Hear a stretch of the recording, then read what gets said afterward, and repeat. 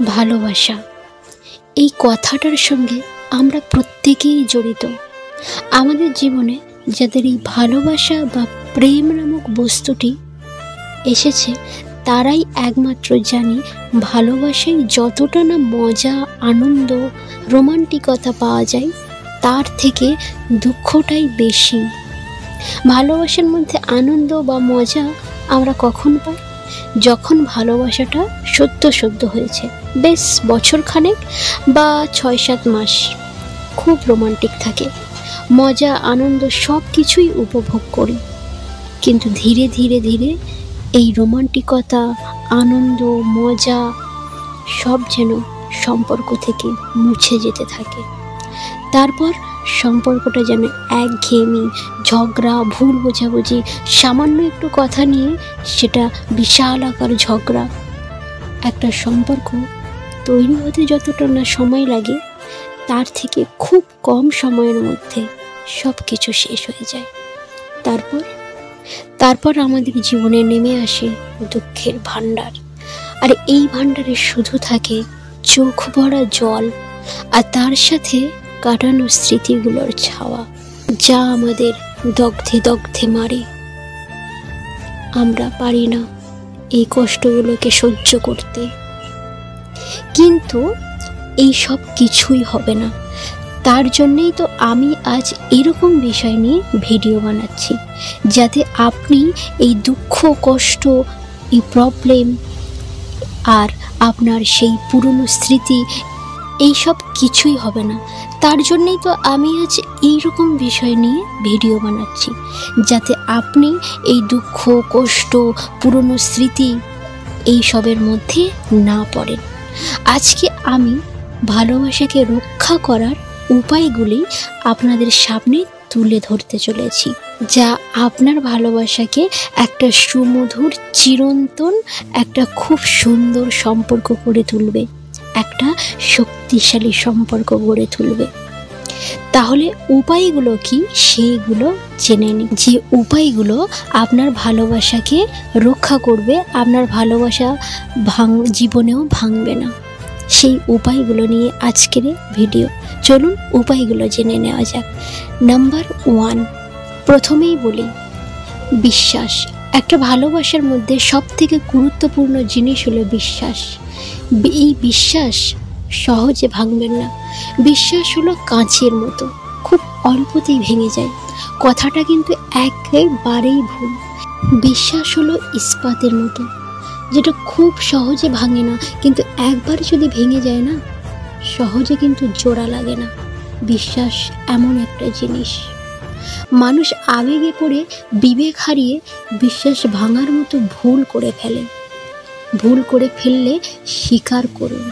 যদি আপনি এরকম কিছু ভুল করে থাকেন, তাহলে সঙ্গে সঙ্গে সেই ভুলটাকে স্বীকার করে নিন, ক্ষমা চেয়ে নিন, তার কাছে ক্ষমা চান, প্রতিজ্ঞা করুন আর কখনো যেন বিশ্বাস না ভাঙে। কিন্তু একটা কথা মনে রাখবেন, একবার অন্যায় করলে ক্ষমা পাওয়া যায়, 2 বার অন্যায় করলেও ক্ষমা পাওয়া যায়, কিন্তু 3য়-বার অন্যায় করলে ঈশ্বরও ক্ষমা করে না। সে তো একজন সামান্য মানুষ, তাহলে সে কিভাবে ক্ষমা করবে? তাই আপনাকে এটা সবসময় মাথায় রাখতে হবে যে একটা ভালোবাসার সম্পর্কের প্রথম যে জিনিসটা সেটা হলো বিশ্বাস। এই বিশ্বাসটা কোনো দিনও ভাঙবেন না। আর যদি এই ভুলটা করে থাকেন, অবশ্যই তার কাছে ক্ষমা চেয়ে নিন। নাম্বার 2, কম্প্রোমাইজ করুন। পৃথিবীর প্রতিটা মানুষ ইউনিক, সে আপনার মতো নয়। প্রত্যেকটা মানুষ কিন্তু আলাদা আলাদা। আপনি তার মতো নন, তবে আপনাদের মাঝে কিছুটা মিল আছে বলেই আপনাদের সম্পর্ক হয়েছে। তাকে শতভাগ আপনার মনের মতো করার চেষ্টা একদম করবেন না, বরং নিজেকে তার মতো করার চেষ্টা করুন। দেখবেন সেও আপনার মতো হবার চেষ্টা করছে, ভালোবাসার টানেই করছে। নাম্বার 4, খুব ছোট ছোট পয়েন্টগুলো আমি বলবো। নাম্বার 4, ঝগড়া করুন, অভিমানও করুন, কিন্তু রাগ করবেন না। রাগ করে দূরে ঠেলে একদমই দেবেন না। কথাই আছে, চোখের আড়াল তো মনের আড়াল। অভিমান করে তাকে জানিয়ে দিন, আমি অভিমান করেছি। জানাতে অথবা বোঝাতে থাকুন যে আপনি অভিমান করেছেন। আজকাল অথবা পরশু সে ঠিকই আপনার অভিমান ভাঙবেই। মনে রাখবেন, অভিমান ভেঙে গেলে ভালোবাসা কিন্তু আরও বেড়ে যায়, দ্বিগুণ হয়ে যায়। কিন্তু রাগ ভেঙে গেলেও বুকের মাঝে জমে থাকে ক্ষুদ্র এক টুকরো ঘৃণা। তাই রাগ দেখাবেন না, অভিমান দেখাবেন, তাহলে ভালোবাসাটা আরও বেড়ে যাবে। নাম্বার 5, বন্ধুত্ব করুন। আপনার ভালোবাসার মানুষটি সবার আগে আপনার বন্ধু, তারপর ভালোবাসার মানুষ। যে মানুষটির সাথে আপনি সারা জীবন কাটাবেন, তার চেয়ে বেস্ট ফ্রেন্ড কি আর কেউ হতে পারে? তাকে আপনি বন্ধু ভাবুন, সব কথা শেয়ার করুন, তাকে বেস্ট ফ্রেন্ড বানান, তার সাথে সব কিছু শেয়ার করবেন। গল্প করুন, আড্ডা দিন, খোঁজাখুঁজি করুন, অথবা প্রাণ খুলে হাসুন। তার বেস্ট ফ্রেন্ড হয়ে যান, কারণ একজন প্রকৃত বন্ধুই বোঝে প্রকৃত ভালোবাসার প্রকৃত অর্থ। নাম্বার 6, এটি বেশিরভাগ সম্পর্ক এই কারণের জন্য ভেঙে যায়। কি সেটা? পুরনো সম্পর্কের জের টানা। অর্থাৎ ধরো আপনার ভালোবাসার মানুষ আপনার সাথে রিলেশন রাখার আগে অন্য কারোর সঙ্গে রিলেশনে ছিল, এবারে আপনার সাথে রিলেশনে আছে। এখন আপনি কি করছেন? কোনো কারণে হয়তো আপনাদের মধ্যে ঝগড়া হলো, তখন আপনি কি করছেন? কথায় কথায় আগের সম্পর্কটাকে টেনে নিয়ে আসছেন। বেশিরভাগ কিন্তু এই কারণের জন্যে বেশিরভাগ সম্পর্ক কিন্তু ভেঙে যায় এই একটা কারণের জন্যে। অনেকেই আছে তার আগের প্রেমিক বা প্রেমিকার সঙ্গে যে নতুন এসেছে তার জীবনে তুলনা করে দেখায় যে আমার আগের প্রেমিক এই ছিল, ওই ছিল, এরকম করে দেখায়। একজন আপনার হৃদয় ভেঙে দিয়েছে, সে ভেঙে দিয়েছে বলেই সে আপনার জীবনে এসেছে, যে নতুন আপনার জীবনে এসেছে আপনার ভাঙা হৃদয়কে জুড়ে দিতে।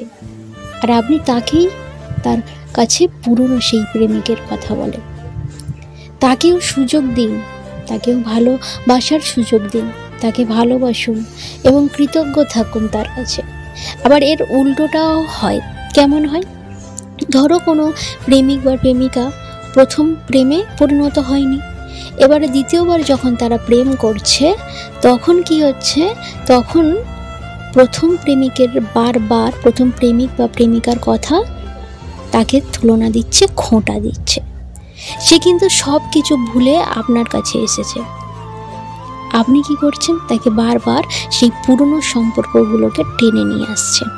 দুদিক থেকেই হতে পারে, তাই এইগুলো একদমই করবেন না। নাম্বার 7, ধন্যবাদ দিন। প্রিয়জনকে আপনার জীবনে আসার জন্যে ধন্যবাদ দিন। যে মানুষটা আপনার জন্য কেয়ার করে, আপনাকে ভালোবাসে, আপনার যত্ন নেয়, আপনার সুখ দুঃখে সাথী হয়, সে কি একটা ধন্যবাদ পেতে পারে না? নাম্বার 8, খেয়াল রাখুন কিন্তু খবরদারি করবেন না। ব্যাপারটা কেমন? কেয়ার করুন, চাপিয়ে দেবেন না। এটা করবে না, ওখানে যাবে না, এই ড্রেস কেন পরছো, এইসব মিষ্টি কেয়ারের মতো মনে হলেও এক সময় এগুলো বিরক্তিকর মনে হয়। প্রথম হয়তো মনে হবে যে না, আমার প্রেমিক কিংবা আমার প্রেমিকা খুব ভালোবাসে তাই আমাকে এত কেয়ার করে। প্রথম এগুলোকে খুব মিষ্টি মনে হবে, কিন্তু এগুলো এক সময় খুব বিরক্তিতে পরিণত হবে। তার জন্যে সে হয়তো আপনাকে ছেড়েও দিতে পারে। তাই এইসব একদমই করবেন না। কারোর সাথে সম্পর্কে জড়ানোর এই অর্থ হয় তার মালিকানা আপনি অর্জন করেছেন, এটা কিন্তু নয়। তার নিজস্ব স্বাধীন স্পেসটাকে বন্ধ করে দেবেন না, অধিকার খাটান, কিন্তু সব সময় নয়। নাম্বার 9, চোখে চোখ রাখুন, তাকিয়ে থাকুন তার চোখের দিকে। যদি সে জিজ্ঞেস করে, তাকে বলুন তোমাকে দেখছি, অযথাই ভালো লাগে তোমাকে, শান্তি লাগে তোমাকে দেখে। এই কথাগুলো তাকে বলুন, দেখবেন সে আপনার প্রতি খুব আরও কেয়ার বেড়ে যাবে। নাম্বার 10, দুজনের প্রিয় গান শুনুন। হেডফোন শেয়ার করুন, গান শুনতে গিয়ে কপালে কপাল ঠুকে গেলে বলুন আরেকবার টুকে দাও, নইলে যে শিং গজাবে, এইসব কথা বলুন তাকে। এই ছিল 10টা উপায়। মোটামুটি এই 10টা উপায়কে আপনি আপনার সম্পর্কের মধ্যে আমি যেমন করে বললাম সেরকমভাবে ব্যবহার করবেন, তাহলে দেখবেন আপনাদের সম্পর্কটা আরও অনেক মজবুত হবে। কোনোদিনও সে আপনাকে ছেড়ে যাওয়ার কথা ভাবতে পারবে না। এই যে 10টা উপায় বললাম, এগুলো মন দিয়ে মানবেন। ভিডিও ভালো লাগলে অবশ্যই লাইক করবেন, কমেন্ট করবেন, শেয়ার করবেন বন্ধুদের সাথে। আর এখনও পর্যন্ত যদি আমার চ্যানেলে সাবস্ক্রাইব না করে থাকেন, প্লিজ চ্যানেলটিকে সাবস্ক্রাইব করে দেবেন। অনেক অনেক ভালো থাকবেন, সুস্থ থাকবেন। ধন্যবাদ।